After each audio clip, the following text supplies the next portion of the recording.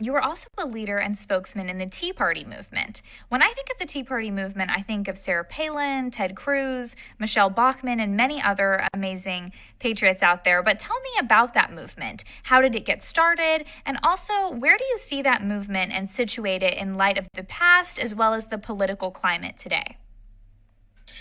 Well, in many ways, those individuals and many more that we would identify as leading conservative political leaders or whatnot in our movement were products, beneficiaries of this movement.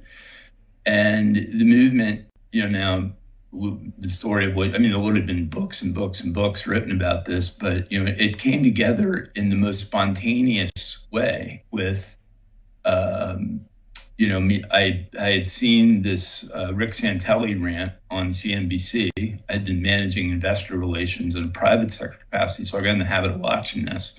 And we had a little email list of fellow conservatives. None of us knew each other all that well, but we all kind of shared concern back in February of 2009 about Obama and the direction of the country, in the sense that we all were uneasy about it.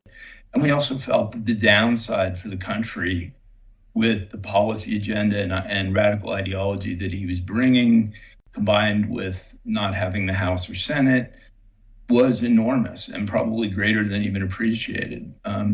So we pulled a conference called together and came up with, I thought, a logical plan of planning these April 15th, 2009 rallies. We started out probably with a few dozen of them. And as soon as the word got out that we were doing this, the American people really rose to the moment. I mean, we had, calls with people who wanted to do additional rallies, 50, 100 miles from where we had one. We ended up expanding venues where we were going to do them because they didn't have the capacity. And then, of course, it set off a series, both of populist, I'd say conservative, but we really had these three principles of adherence to the Constitution, limited government, and low taxes.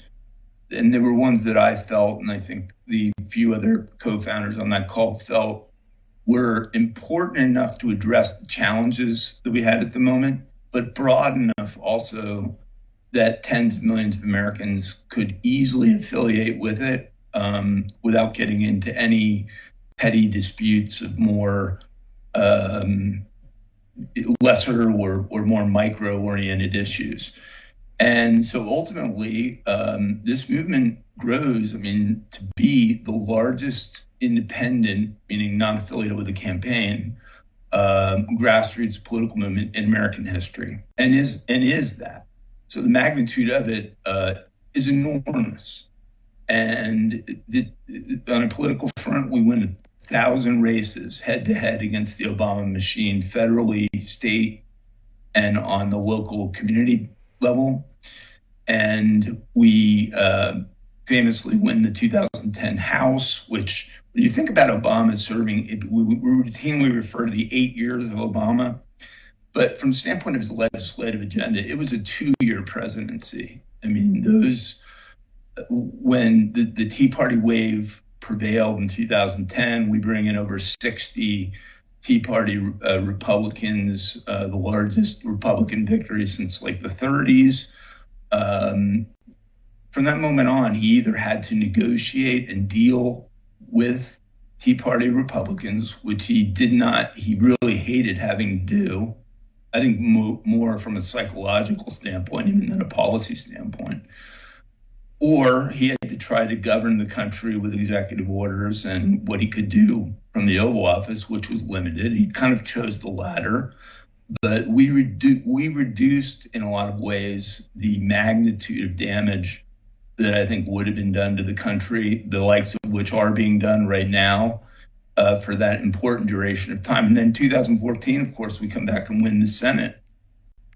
And I think on the presidential front, finally, you could look at 2012 and say, Mitt Romney, for whatever reason, doesn't reach out to the Tea Party movement, chooses to kind of go it alone with professional Republican consultants, and loses what I think was a highly winnable race. A few million registered Republicans never went out and voted that 2012 would have been the difference right there.